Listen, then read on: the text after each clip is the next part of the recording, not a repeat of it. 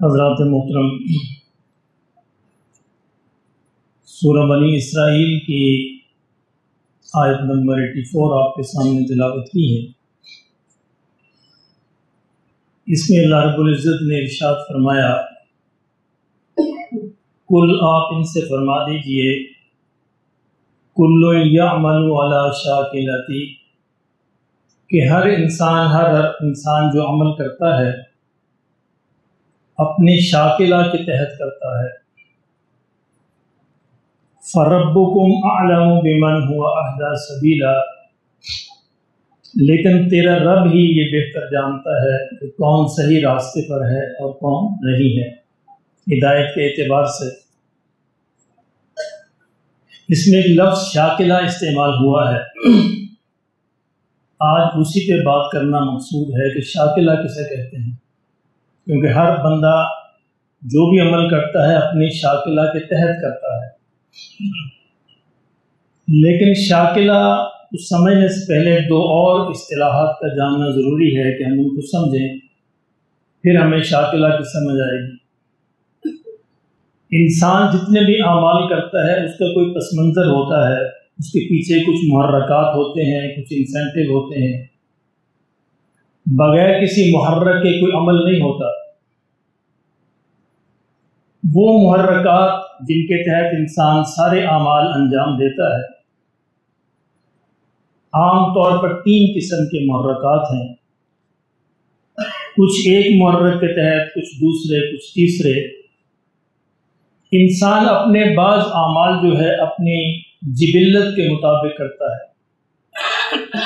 اور بعض جو ہے وہ فطرت کے مطابق کرتا ہے، اور بعض جو ہے وہ اپنے شاکلہ کے تحت کرتا ہے۔ سب سے پہلی چیز جبلت ہے، انسان کی انسٹنکٹ۔ جبلت کیا چیز ہے؟ جبلت وہ چیز ہے کہ جس کو سیکھنے کی ضرورت نہیں ہوتی، لرننگ کا پروسیس نہیں ہوتا اس میں، یہ انسان خود بخود کر رہا ہوتا ہے۔ جبلت کے تحت جو بھی اعمال ہیں اس میں انسان کو کسی چیز کے سیکھنے کی ضرورت نہیں۔ جبلی اعمال میں انسان اور جانور برابر ہے، کیونکہ بایولوجیکلی انسان بھی ایک جانور ہے، جانوروں حیوانوں کا جسم اور انسانوں کا جسم ایک جیسا ہے، وہی فنکشن ہے اس کے بھی اس کے بھی۔ تو بایولوجی کے اعتبار سے ہمارا اور جانوروں کا ایک مشترکہ رشتہ ہے، وہ جسم کا رشتہ ہے۔ جبلت اور انسٹنکٹ کے تحت انسان جو عمل کر رہا ہوتا ہے وہ 4 ہی عمل ہیں۔ ایک ہے انسان کا کھانا اور پینا، ہر انسان کھائے گا پیے گا، اس کو سکھانے کی ضرورت نہیں۔ پیدا ہوتے ہی بچہ ماں کا دودھ پینا شروع کر دیتا ہے، سیکھتا نہیں ہے، اللہ اس کو سکھا کے بھیجتے ہیں، یہ اس کی جبلت میں ہے، اس کی انسٹنکٹ میں ہے۔ جبلی اعمال میں سمجھنے کی ضرورت یہ ہے کہ ان کو سیکھنے کی ضرورت نہیں ہے۔ کھانا اور پینا جانور بھی کھاتے ہیں، انسان بھی کھاتے ہیں، جو ذہنی معذور ہیں وہ بھی کھاتے ہیں، ان کو بھی سکھانے کی ضرورت نہیں ہے، دوسرے صحت مند انسان بھی کھاتے ہیں۔ سونا اور جاگنا یہ بھی جبلی عمل ہے، جانور بھی سوتے ہیں اور جاگتے ہیں، انسان بھی سوتے اور جاگتے ہیں، اس کے لیے بھی انسان کو سکھانے کی ضرورت نہیں۔ اور اسی طرح جنسی عمل جو ہے، انسان بھی جنسی اعمال انجام دیتے ہیں، جانور بھی انجام دیتے ہیں۔ اچھا، جبلی اعمال میں ہر جانور کی یہ خواہش ہوتی ہے کہ میں جہاں سے چاہوں کھاؤں، جتنا چاہوں کھاؤں، جیسا چاہوں کھاؤں، جو چاہوں کھاؤں، تو جیسے ہوتا ہے جبلت ہے۔ بیسیکلی بنیادی طور پر انسان کی بھی یہی خواہش ہے، جانوروں کی طرح کہ میں جیسا چاہوں کھاؤں، جس طرح چاہوں کھاؤں، جہاں سے چاہوں کھاؤں، جس طرح اور جتنا چاہوں کھاؤں۔ اسی طرح سونے جاگنے کا معاملہ ہے، جانور بھی چاہتے ہیں جب چاہوں میں سو جاؤں، جب چاہوں اٹھوں۔ تو جبلی طور پر انسان بھی یہی چاہتا ہے کہ مجھ پر کوئی پابندی نہ ہو، میں جب چاہوں اٹھ جاؤں، جب چاہوں سو جاؤں۔ جنسی عمل کا بھی یہی معاملہ ہے، جانور کو کوئی تمیز نہیں ہوتی، جس بھی فیمیل کو چاہے وہ استعمال کرے، وہ چاہتا ہے میرا حق ہے۔ جبلی طور پر انسان بھی یہی چاہتا ہے کہ مجھ پر کوئی پابندی نہ ہو، میں جو بھی فیمیل ہو میں اس کو استعمال کروں۔ اچھا، یہیں پر پھر دین کام آتا ہے. یعنی جبلت تو انسان کی یہ موجود ہے، دین یہ فرق کرتا ہے کہ تم نے جانوروں سے کہاں فرق کرنا ہے، تم نے اپنی جبلت کو کہاں کہاں سنبھالنا ہے، کس طرح سنبھالنا ہے.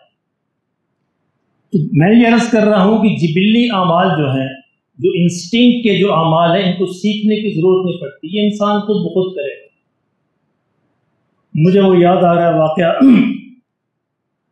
جب مجھے موقع ملا ایک انٹرنیشنل اسکول میں تدریس کا، تو یہ ایک انٹرنیشنل ادارہ تھا جس میں کوئی 25-26 ملکوں کے بچے پڑھ رہے تھے، اور ڈفرینٹ لینگویجز تھی ان کو انگلش میں ٹیچ کیا جاتا تھا. مجھے پہلا ہی دن تھا اس ادارے میں، اور مجھے انہوں نے 12ویں جماعت میں بھیج دیا. اب ظاہر ہے کہ جو بڑے بچے ہوتے ہیں وہ ٹیچر کو چیک کرتے ہیں کہ ٹیچر کتنے پانی میں ہے، اس کے مطابق پھر وہ ریسپونڈ کرتے ہیں. اب میں نے جو لیسن جو ہے وہ ان کو پڑھانا شروع کیا، تو یک دم سے ایک بچے نے ہاتھ کھڑا کیا. مجھے فرمائیے، کہتا سر بات یہ ہے کہ میری شادی ہونے والی ہے. چلے مبارک ہو، آپ کی شادی ہونے والی ہے. تو مجھے یہ نہیں پتا بیوی سے کیسے جنسی عمل کرنا ہے. اب یہ پوری کلاس کے اندر سوال ہے، مجھے بتائیے، سمجھائیے کہ بیوی کے ساتھ میں جنسی عمل کس طرح کرنا ہے. میں نے کہا بیٹا تمہارا سوال تو بہت امپورٹنٹ ہے، یہ لازمی سب کو پتہ ہونا چاہیے. اب اس کے سوال کو میں نے پازیٹیولی رسپونڈ کیا. میں نے کہا اس کے جواب تو ضرور آنا چاہیے، لیکن مجھے پہلے تم ایک سوال کا جواب دو، پھر میں تمہیں سمجھاؤں گا کس طرح کرنا ہے. کہتا جی بتائیے. میں نے کہا تم پیدا ہوئے تھے کیسے آ گئے تھے؟ ہوا تھا پیدا ہو کے ماں کا دودھ پیا تھا کس نے سکھایا تھا؟ کہتا جی وہ تو اپنے آپ ہو جاتا ہے. میں نے کہا جنسی عمل بھی اپنے آپ ہو جاتا ہے، اس کو بھی سکھانے کی ضرورت نہیں ہے. جس طرح تم نے ماں کا دودھ پیا تھا اور تمہیں کسی ٹیچر نے سکھایا نہیں، کسی کتاب نے پڑھایا نہیں، کوئی کورس تم نے نہیں کیا، کسی نے نہیں بتایا، اور تم نے گھٹاگھٹ ماں کا دودھ پینا شروع کر دیا. کون تھا جو تمہیں سکھانے والا تھا؟ وہ میرے اللہ کی ذات تھی، اس نے تمہیں سکھا کے بھیجا تھا. اسی طرح کیوں کہ یہ تمہاری جبلت کا حصہ ہے، تمہاری انسٹنکٹ کا حصہ ہے. اسی طرح میں نے کہا جب تم شادی کرو گے تو یہ عمل بھی اپنے آپ ہوگا کیونکہ تمہاری جبلت کا حصہ ہے. جس طرح تمہیں دودھ سیکھنے کے ٹیچر کی ضرورت نہیں، اس لیے پریشان نہ ہو، تمہیں میری ضرورت نہیں پڑے. انشاءاللہ تم یہ کام کرو گے اور اچھے طریقے سے کرو گے، کیوں تم جوان ہو، میں بوڑھا ہوں. بہرحال مطمئن ہو گیا. یہ سوال ہے، ہر طرح کے سوال کو اٹینڈ کرنا چاہیے. ہمارے ہاں ہماری سوسائٹی میں، ہمارے اسکولوں کالجوں میں بھی سوال کو ڈسکریج کیا جاتا ہے.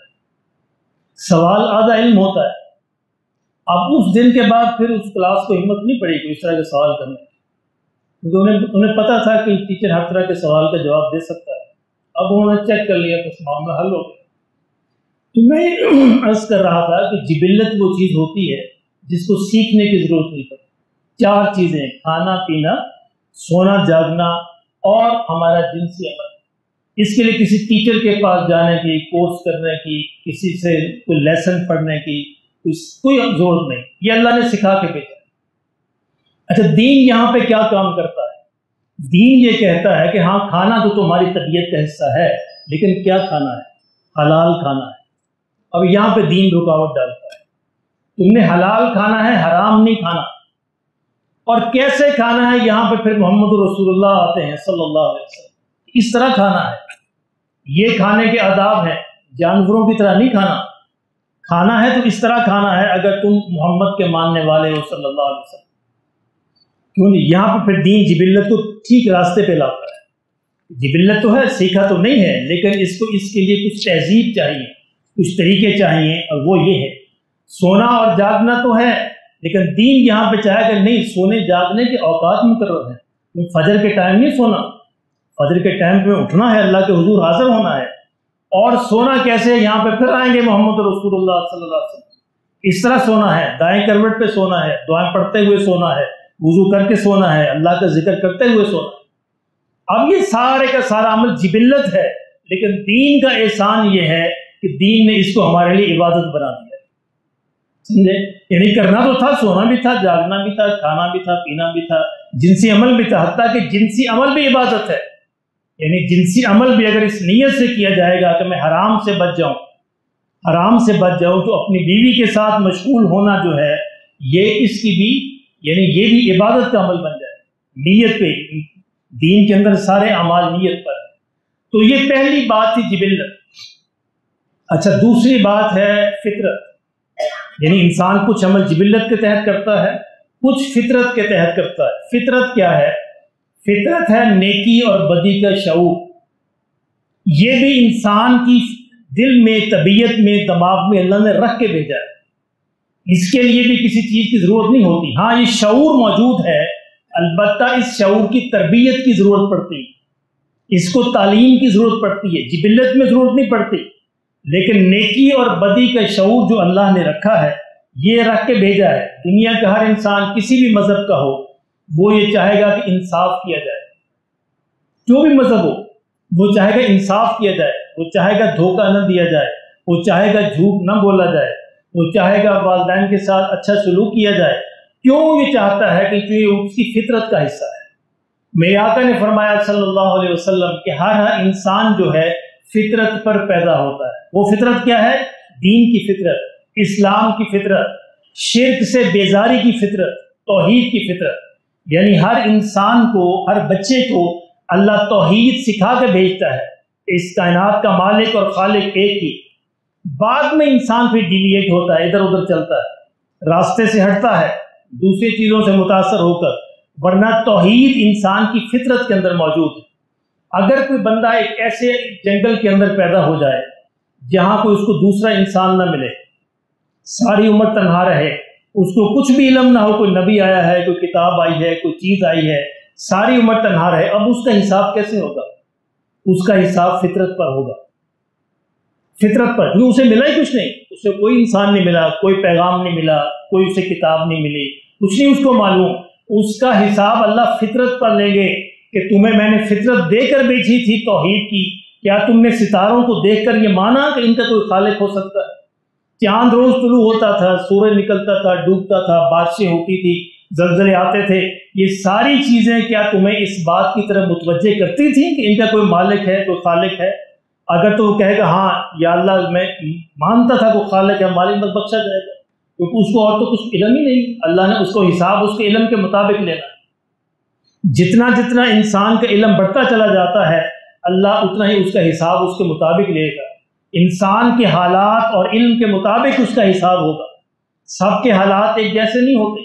جن حالات کے اندر اللہ نے اس کو رکھا، جس علاقے کے اندر رکھا، جس معاشرے کے اندر رکھا، جس علم کے اندر رکھا، اسی کے مطابق اس کا حساب کتاب ہوگا۔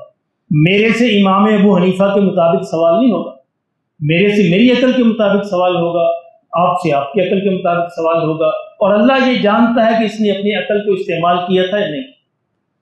کسی کو دھوکہ دیا جا سکتا ہے، رب کو دھوکہ نہیں دیا جا سکتا، کیونکہ وہ خالق ہے، مالک ہے، نیتوں کے احوال کو جانتا ہے۔ تو میں یہ عرض کر رہا ہوں، دوسری چیز، پہلی چیز جبلت کے تحت اعمال، دوسری چیز فطرت کے تحت اعمال۔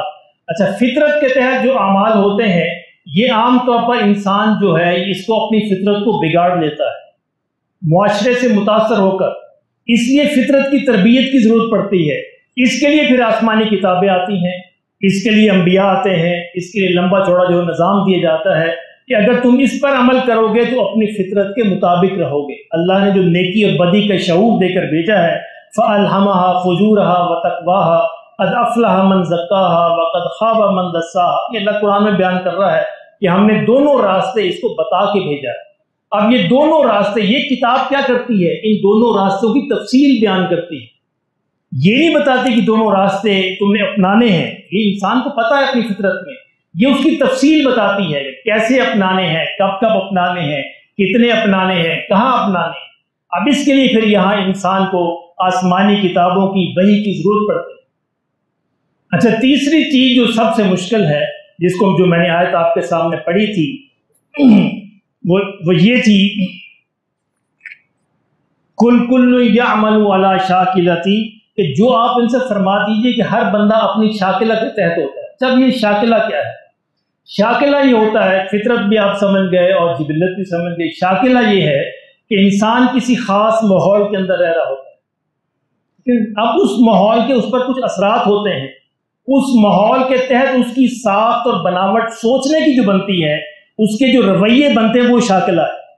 یعنی میں ایک پاکستانی ماحول میں رہ رہا ہوں، معاف فرمائیے، یعنی پاکستانی ماحول یہ ہے کہ یہاں پہ قرآن کی عزت و ناموس کے لیے مر مٹنا، جلا دینا، لوگوں کے گھر جلا دینا یہ آسان ہے، قرآن پہ عمل کرنا مشکل ہے۔ یہ ایسے ہے، قرآن پہ عمل کرنا میں ہمارے لیے مشکل ہے، یہ ہمارا شاکلہ ہے، یہ خاص بناوٹ بنی ہے، ہمارے معاشرے کی ایک خاص بناوٹ بنی ہے، ایک خاص ساکھ بنی ہے۔ شاکلہ سے مراد یہ ہے کہ اپنے ماحول سے متاثر ہو کر انسان کا جو رویہ سامنے آتا ہے، جو اس کے سوچنے کے انداز سامنے آتے ہیں، وہ اس کا شاکلہ ہے۔ یعنی ہمارے سوچنے کا انداز یہ ہے کہ نبی کے نام پر مر جاؤ، نبی کے نام پر جینا نہیں۔ یعنی ہمارے لیے نبی کے نام پر مرنا آسان ہے، جینا مشکل ہے، جینے کے لیے قدم قدم پہ مرنا پڑتا ہے۔ ہمارے لیے قرآن کی عزت و ناموس کے لیے لوگوں کے گھر جلا دینا آسان ہے، لیکن قرآن کے تحت زندگی گزارنا مشکل ہے، کیونکہ اس کے لیے قدم قدم پہ مرنا پڑے گا۔ یہ ہمارا شاکلہ ہے۔ یعنی پاکستانی اسلام جو ہے بالکل ڈیفرنٹ ہے۔ میں حیران ہوتا ہوں، دنیا کے کئی ملکوں میں یعنی کئی قوموں کو، کئی تہذیبوں کو جاننے کا موقع ملا، جو اسلام جہاں نظر آتا ہے وہ دنیا کے اور خطوں میں نہیں پایا جاتا۔ باقی علاقوں کا اسلام محمد رسول اللہ صلی اللہ علیہ وسلم کے اسلام کے بڑا نزدیک ہے، اور یہاں کا اسلام بالکل منفرد ہے۔ یہاں کا اسلام جلاؤ گھیراؤ کا اسلام ہے، یہاں کا اسلام جو ہے عمل کا اسلام نہیں ہے۔ ہم یہ تو کریں گے قرآن مجید کو ساتھ ساتھ غلافوں میں لپیٹ کر الماری کے اوپر رکھ دیں، پڑھنے کی تکلیف دوبارہ نہیں کریں گے، سمجھنے کی کریں گے، اور عمل تو بڑی دور کی بات ہے، عمل دور کی بات۔ اللہ ہمارے حال پر رحم فرمائے۔ تو یہ ہمارا شاکلہ ہے، ہماری ایک خاص تربیت ہو گئی ہے، ایک خاص انداز بن گیا ہے سوچنے کا، ایک خاص جو ہمارے رویے بن گئے ہیں۔ اب انسان کی مشکل کیا ہوتی ہے؟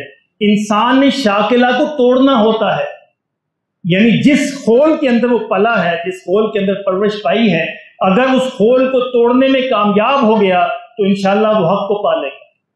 کیونکہ ایسے ہوتا ہے، ہم جو ہے بریلوی کیوں ہیں؟ کیونکہ بریلویوں کے گھر میں پیدا ہوئے۔ ایسے شیعہ کیوں ہیں؟ شیعہ کے گھر میں پیدا ہوئے۔ سنی کیوں ہیں؟ سنی کے گھر میں پیدا ہوئے۔ ایسے ہوتا ہے، کبھی ہم نے سوال نہیں کیا اپنے آپ۔ ایک خاص خول ہے، جس طرح مرغی کا انڈا خول میں بند ہوتا ہے۔ اچھا دیکھیں، مرغی کا انڈا جب کھول کے بند ہوتا ہے مردہ ہوتا ہے نا، کچھ نہیں ہوتا ہے۔ جو ہی کھول کے اندر سوراخ چونچ مارتا ہے، باہر نکلتا ہے تو وہ زندہ ہو جاتا ہے، پورا معاشرہ اس کے سامنے آ جاتا ہے۔ انسان بھی اپنے شاکلہ کے انڈے کے اندر بند ہے، بریلوی ہے تو بریلویت کے انڈے میں بند ہے، شیعہ ہے تو شیعہ کے انڈے میں بند ہے، سنی ہے تو سنی کے انڈے میں بند ہے، دیوبندی ہے تو دیوبندی کے انڈے میں بند ہے۔ اس کو چونچ مارنی ہے، اس کو توڑنا ہے، توڑ کے باہر دیکھنا ہے کہ باہر بھی حق ہو سکتا ہے۔ اب دیکھیں، یہ جو فرقہ پرست جو لوگ ہوتے ہیں، یہ اپنی شاکلہ کے اسیر ہوتے ہیں، قیدی ہوتے ہیں اس کے۔ یہ اصل میں یہ سمجھتے ہیں کہ سورج جو ہے صرف میری کھڑکی سے نظر آتا ہے۔ کیونکہ ایسے ہوتا ہے؟ نہیں، سورج باقیوں کی کھڑکی سے بھی نظر آتا ہے، لیکن وہ بیچارہ اسی غلط فہمی کا شکار ہوتا ہے کہ سورج بس میری ہی کھڑکی سے نظر آتا ہے۔ ایسا نہیں ہے۔ اسلام صرف ہمارا نہیں ہے، اسلام دنیا کے اندر پھیلے ہوئے 1.5 ارب سے زیادہ مسلمانوں کا ہے۔ ہماری اس میں تعداد ہی کتنی ہے؟ 2، 4، 5، 10% ہوگی۔ باقی جو 90% ہے وہ بھی اسلام ہے، وہ بھی مسلمان ہیں، وہ بھی محمد رسول اللہ صلی اللہ علیہ وسلم کے ماننے والے ہیں، وہ بھی قرآن کے نام لیوا ہیں، ان کا بیت کعبہ بھی وہی ہے، ان کا اللہ بھی وہی ہے، نبی بھی وہی ہے، کتاب بھی وہی ہے، لیکن ان سے وہ اعمال جو ہے وہ سامنے نہیں آتے جو ہم سے آتے ہیں، کیونکہ ہمارا ایک شاکلہ بن گیا ہے۔ تو آج میں اس لفظ کو سمجھانے کی کوشش کر رہا ہوں، اللہ کرے ہمیں یہ بات سمجھ آ جائے۔ قرآن اس کو کہتا ہے، سورہ بنی اسرائیل کی آیت نمبر 84 پڑھیے، کہ ہمیں اس شاکلہ سے باہر نکلنا ہے۔ جب ہم اس شاکلہ کو جب تک نہیں توڑیں گے، اپنے سوچنے کے انداز جو ہمیں ہمارے پرورش میں ہمارے ماں باپ نے دے دیے، ماحول نے دے دیے، ہمارے اساتذہ نے دے دیے، تعلیم نے دے دیے، دوستوں نے دے دیے، اس کے ہٹ کے بھی ہمیں سوچنا ہے کہ خدا نہ خواستہ حق کہیں باہر نہ ہو۔ ہم نے دیکھا ہی نہیں، ہم نے پوچھا ہی نہیں، ہم نے سوال ہی نہیں کیا، ہم ساری عمر مردوں کی طرح جیتے رہے، کبھی سوال ذہن کے اندر پیدا ہی نہیں ہوا۔ یہ ہم سے سوال پیدا ہوگا آخرت کے اندر، تم نے سوال کیوں نہیں کیا؟ تمہارے ذہن میں سوال کیوں نہیں پیدا ہوا؟ تمہیں میں نے عقل دے کے بھیجا تھا، مردہ نہیں بنا کے بھیجا تھا، پاگل نہیں بنا کے بھیجا تھا۔ اللہ کا احسان تھا کہ دماغ موجود ہے، عقل موجود ہے، اس عقل کے مطابق سوال ہونا چاہیے۔ دیکھنا چاہیے کہ دوسرے ہم سے اگر مختلف کام کرتے ہیں تو کیوں کرتے ہیں، اس کی کوئی وجہ ہوگی، اس کے پیچھے بھی کوئی پس منظر ہوگا، ہمیں جاننا چاہیے۔ کیوں جاننے کی خواہش پیدا نہیں ہوتی؟ اس لیے کہ آخرت میں بڑے انعام لینے کی خواہش پیدا نہیں۔ ان پڑھ سے ان پڑھ آدمی جو ہے مکان بناتا ہے تو 10 بندوں کو پوچھتا ہے، یعنی دنیا کے اندر ہم بہت تیز بنتے ہیں، 10 روپے کی چیز خریدی ہو 10 ریڑھیوں سے پوچھتے ہیں، 10 جگہ سے بھاؤ پوچھتے ہیں، اور پھر بھاؤ تاؤ کرتے ہیں، پھر بڑا اس سے بحث کرتے ہیں، اور پھر سارے کے سارا ان پڑھ آدمی بھی بڑی دیکھ بھال کے چیز لے لیتا ہے، اور دین کے نام پہ ہمیں جو کوئی سرما جو معجون بیچے ہم خرید لیتے ہیں۔ اللہ ہمارے حال کرے، کیونکہ ایسا ہی نا، دین کے نام پہ ہر مولوی جو بیچتے ہیں ہم خریدنے کے لیے تیار ہو جاتے ہیں، اسی سے فسادات جنم لیتے ہیں۔ مولوی کی بات کو ہم تحقیق کیوں نہیں کرتے؟ جس طرح ہم دنیا کے اندر تحقیق کرتے ہیں، دنیا کے اندر چونکہ اس کا نفع نظر آتا ہے، مولوی کی بات کا نفع تو چھپا ہوا ہے، وہ تو آخرت میں نظر آئے گا۔ اگر ہم اپنی فکر ہوتی آخرت کی اور آخرت میں آگے بڑھنے کی تو پھر ہم مولوی کی بات کی بھی تحقیق کرتے، یہ مولوی ایسا کہتا ہے، دوسرا ایسا کہتا ہے، حق کس طرف ہے میں جانوں، کوشش کروں، زیادہ بہتر کون ہے۔ ایک ہوتا ہے حق اور باطل، ایک ہوتا ہے بہتر اور غیر بہتر۔ تو میرے محترم دوستو، ہمیں اس شاکلہ کو توڑ کر آگے بڑھنا ہے، اور میرے اللہ نے فرمایا کہ جو اس کو توڑ دے گا انشاءاللہ وہ سیدھے راستے پہ آ جائے گا، پھر تو وہ سیدھا کھڑا ہوگا نا، پھر تو وہ اس حق کی تلاش میں ہوگا کہ میرے اللہ کا فرمایا ہوا کیا ہے، میرے رسول نے کیا مجھے عطا فرمایا ہے۔ وہ کسی مولوی کے پیچھے نہیں چلے گا، کسی امام کے پیچھے نہیں چلے گا، پیر کے پیچھے نہیں چلے گا، وہ اللہ اور اللہ کے رسول کے پیچھے چلے گا۔ ہم تو آنکھیں بند کر کے چل پڑتے ہیں بھیڑوں کی طرح، بھیڑوں کا ہجوم ہے ہمارا، ریوڑ ہے، قوم تھوڑا ہے ہمارا جو ہمارے جس طرف پیچھے لگائے چل پڑتے ہیں۔ یعنی اندازہ لگائیے کہ جڑا والا کے اندر ایک بندے نے نعرہ لگایا، لوگ پیچھے چل پڑے، یعنی کسی نے تحقیق کی ضرورت نہیں سمجھی کہ ہم تحقیق کر لیں، سوچ لیں، غور کر لیں کہ یہ کیا ہو گیا ہے۔ اب پورے عالم میں آپ کو تو اس کا اندازہ نہیں، یعنی غیر ملک میں جو پاکستانی رہے وہ کتنے بدنام ہوتے ہیں، ان کی نگاہیں جھک جاتی ہیں۔ یعنی جب میں غیر ملک کے اندر ہوتا تھا تو ہماری نگاہیں جھک جاتی تھیں، دوسرے ہم سے سوال کرتے تھے یہ کیا ہو گیا تمہارے ملک کے اندر، یہ کیا ہو رہا ہے، بلکہ وہ تو یہ کہتے تم کیسے جاتے ہو اپنے ملک کے اندر، وہاں تو یہ ہو رہا ہے۔ یعنی وہ پاکستانی اس کی قیمت ادا کرتے ہیں جو غیر ملکوں کے اندر ہوتے ہیں۔ یہاں تو اپنے شاکلہ کے تحت نعرے لگانا، یہ کام کرنا بڑا آسان ہو جاتا ہے، لیکن اس کی قیمت ہمارے بھائی ادا کرتے ہیں۔ اللہ ہمیں اس کی سمجھ نصیب فرمائے۔ میرے محترم دوستو، جس ماحول میں، جہاں جس تعلیم میں، جس معاشرے میں ہم پرورش پاتے ہیں، خدا کے لیے غور کیا کیجیے کہ صحیح بات، سچی بات، اچھی بات، بہتر بات کیا میرے خول کے اندر ہے یا اس سے باہر ہے؟ اگر اس سے باہر ہے تو خدا کے لیے مرغی کا چوزا تو بن جائیے، ایک ہی چونچ ماریے، اس کو توڑیے، ہو سکتا ہے کہ حق جو ہے باہر کھڑا ہو، بہتر بات جو آپ کے انڈے سے باہر ہو اور آپ نے اس کو قبولی نہ کی ہو، اور پھر اللہ کے حضور آپ کو جواب دینا پڑے۔ اللہ ہمیں اس کی سمجھ نصیب فرما دے۔ تو 3 چیزوں کے تحت انسان عمل کرتا ہے، جبلت، اس کو سیکھنے کی ضرورت نہیں پڑتی، انسان خود بخود کرے گا، البتہ دین یہ بتائے گا کہاں کرنا ہے، کتنا کرنا ہے، کب کرنا ہے، کب نہیں کرنا۔ فطرت، نیکی اور بدی کا شعور، اور دین یہ اور دینی کتابیں یہ بتائی تھی کہ اس شعور کو کیسے ڈیولپ کرنا ہے، کیسے آگے بڑھانا ہے کہ انسان جنت کے اندر اعلیٰ درجوں میں پہنچ جائے۔ اور شاکلہ یہ کہتا ہے کہ ماحول سے سیکھی ہوئی بات کو پرکھنا ہے، ماں باپ سے سیکھی ہوئی بات کو سوال کرنا ہے، ٹیچر سے سیکھی ہوئی بات کا بھی سوال کرنا ہے، پوچھنا ہے، تحقیق کرنی ہے، جس طرح ہم دنیا کے بارے میں تحقیق کرتے ہیں، اور اس شاکلہ سے باہر آنا ہے۔ باہر آئیں گے تو انشاءاللہ اگر ہم چونچ مارنے میں کامیاب ہو گئے تو انشاءاللہ اللہ اس چونچ پہ بھی ہمیں جنت نصیب کر دے گا، کیونکہ اللہ کوشش پہ دیتے ہیں، نتائج پہ نہیں دیتے۔ یہ بھی میرے اللہ کا احسان ہے، اللہ کوشش پہ عطا کرتے ہیں، نتیجہ نہیں دیکھتے۔ اگر ہم کوشش کرنے میں صحیح ہوئے، مخلص ہوئے، نیک ہوئے، کامیاب ہوئے تو انشاءاللہ میرا اللہ جو بڑے انعام نصیب فرمائے گا۔ اور اگر ہم نے کوشش بھی نہ کی، اپنے فرقے کے ہم قیدی بن کر رہ گئے اور ڈوبے رہے، سوئے رہے، تو پھر ہم سے سوال ہو سکتا ہے۔ اللہ ہمیں اس کی سمجھ نصیب فرمائے۔ سنت